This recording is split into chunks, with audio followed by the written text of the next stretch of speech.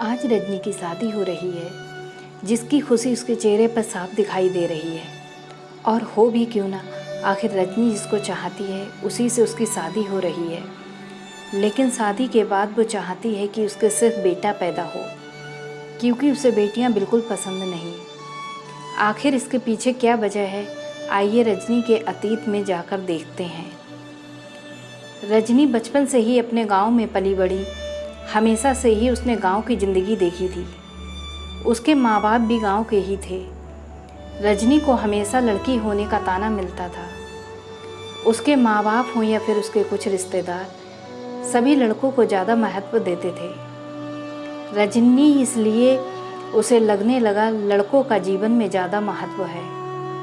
रजनी आगे पढ़ना चाहती थी, लेकिन उसके माता पिता ने उसकी पढ़ाई बंद करा दी और उससे कहा, तुम्हारे भाइयों की पढ़ाई ज़्यादा ज़रूरी है, वो हमारा साथ आखिर तक देंगे, तुम तो पराया धन हो। अब तो रजनी को भी लगने लगा था कि लड़के लड़कियों से ज़्यादा इम्पोर्टेंट होते हैं। एक दिन तो हद हो जाती है, जब रजनी अपने छोटे भाई राजू को लेकर खेत से वापस आ रही थी। सामने बनी सड़क पे जैसे ही रजनी राजू को लेकर आगे बढ़ती है, तो एक बाइक वाला सामने से आकर राजू को टक्कर मार देता है। रजनी तो बच जाती है, लेकिन राजू के पैर में फ्रैक्चर हो जाता है। वहाँ पर खड़े लोग जल्दी से राजू को ट्रीटमेंट के लिए हॉस्पिटल ले जाते हैं। जब रजनी के घर वालों को ये बात पता चलती है तो पूरे घर में जैसे हल्ला मच जाता है।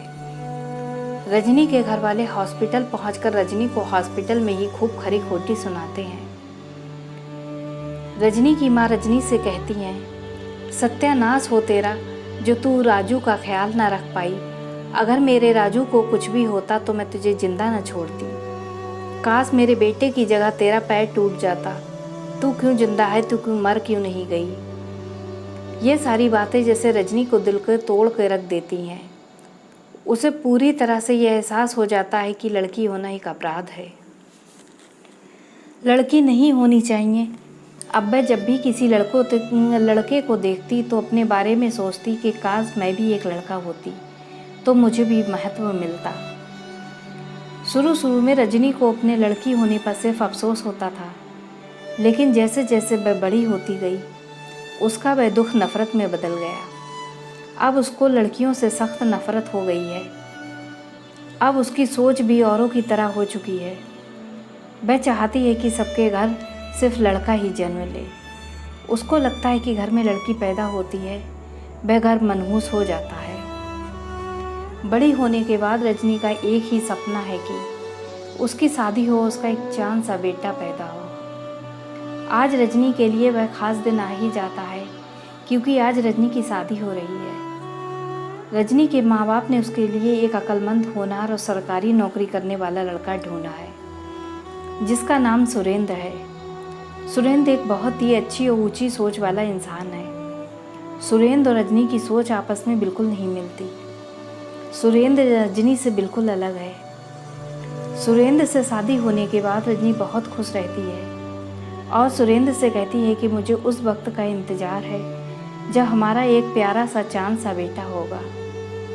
इस पर सुरेंद्र रजनी से कहता है कि लड़का हो या लड़की, बच्चे तो हमारे ही होंगे ना, मेरे लिए दोनों ही बराबर हैं। हाँ, लेकिन अगर बेटी पैदा हो जाए तो मुझे और भी ज़्यादा खुशी होगी। सुरेंद्र की ऐसी बातों से रजनी को बहुत गुस्सा आता है और वह सुरेंद्र से बहस करती है कि उसे लड़का ही पैदा होगा।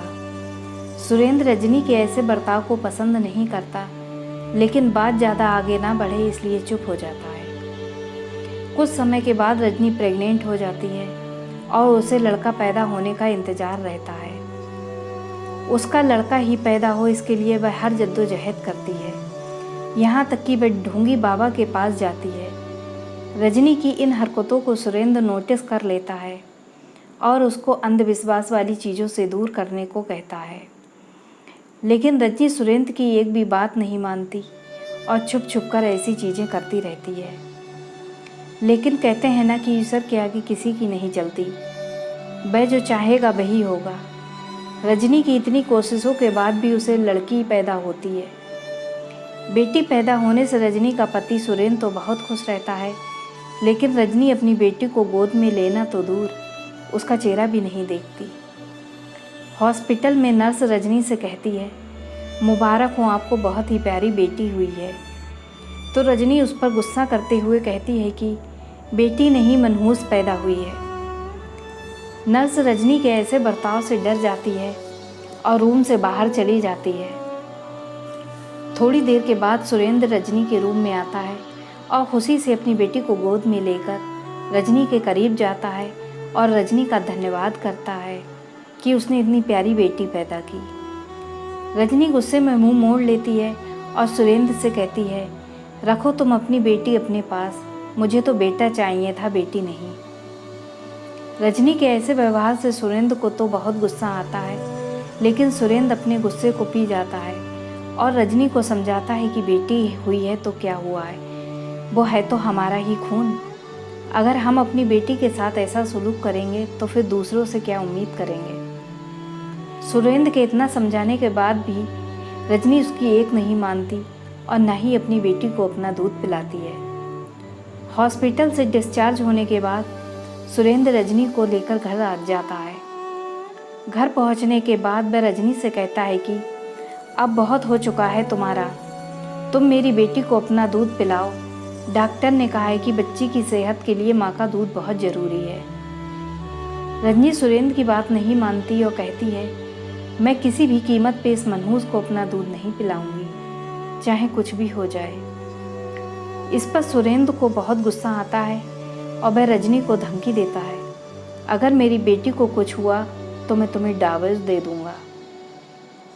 सुरेंद्र के इस तरह धमकाने से रजनी थोड़ा डर सी जाती है और अपनी बेटी को दूध पिलाने के लिए राजी हो जाती है। दूध पिलाने के बाद भी रजनी को अपनी बेटी पर थोड़ी भी मोहब्बत नहीं आती। उसकी बेटी उसे बोझ की तरह लगती है। 4 दिन गुजर जाते हैं, लेकिन रजनी को अभी भी अपनी बेटी पर प्यार नहीं आया। वह मन ही मन सोचती है, काश ये मर जाए।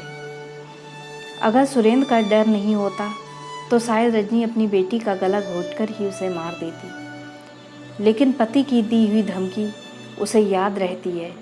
वह ऐसा मौका तलाश कर रही थी जिससे कि उसकी बच्ची मर भी जाए और उस पर इल्ज़ाम भी ना आए। और एक दिन उसे ये मौका मिल ही जाता है जब उसकी बुआ उससे मिलने आती हैं। रजनी की बुआ बच्ची से मिलकर बहुत खुश होती हैं और रजनी से उससे अच्छे से ख्याल रखने को कहती हैं। रजनी की बुआ रजनी से कहती हैं, सर्दी का दिन है, तुम अपना और बच्ची का ख्याल रखो, अभी कुछ ही दिन हुए हैं बच्ची की पैदाइश को। तुम और बच्ची दोनों का बदन कमज़ोर है, इसलिए ठंड से बचना। अगर तुम ठंड से बचोगी तो बच्ची के लिए भी अच्छा होगा। अगर तुम्हें ठंड लगी तो बच्ची को भी लग जाएगी, क्योंकि वह तुम्हारा दूध पीती है। रजनी पहले तो बुआ की बातें सुनकर मन ही मन गुस्सा करती है, लेकिन फिर बाद में कुछ सोचकर थोड़ा मुस्कुराती है। रजनी को मौका मिल जाता है अपनी बेटी को नुकसान पहुंचाने का। वह मन ही मन सोचती है, क्यों ना मैं ठंड से बचने के बजाय ठंड के करीब जाऊं, ताकि मुझे सर्दी हो जाए और मैं बच्ची को दूध पिलाऊं तो उससे नुकसान पहुंचकर वह मर जाए। रजनी अपना पूरा मन बना लेती है ऐसा करने का और सुबह होते ही 5 बजे सर्दी में ठंडे ठंडे पानी से नहा लेती है। उसके बाद बाहर खेतों में ठंडी ठंडी हवा में काफ़ी देर टहलती है।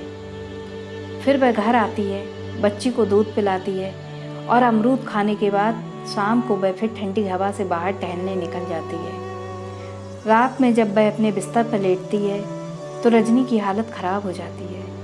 वह बुखार में जलती रहती है और जैसे ही वह अपने पति को कुछ इशारा करने जाती है, अचानक से वह दम तोड़ देती है।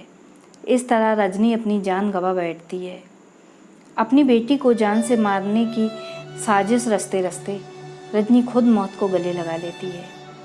वहीं उसकी बच्ची बिल्कुल सही सलामत जिंदा रहती है।